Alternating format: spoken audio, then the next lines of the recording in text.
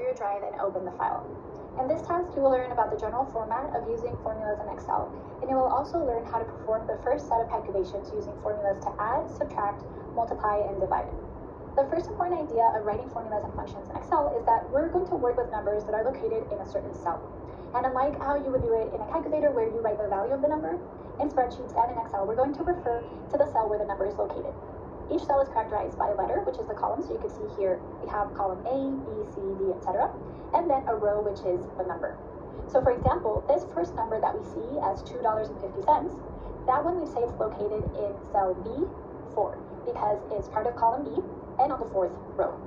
Let's see what we have here in this first example for the addition. In this first example, we're keeping a record of the expenses that we've had throughout the day, where we spent $2.50 on coffee, $32.75 at the supermarket, and $28.50 on gas. And now we want to write a formula to calculate the total of what we spent throughout the day. And we're going to calculate this total in cell B7. So we'll click on cell B7.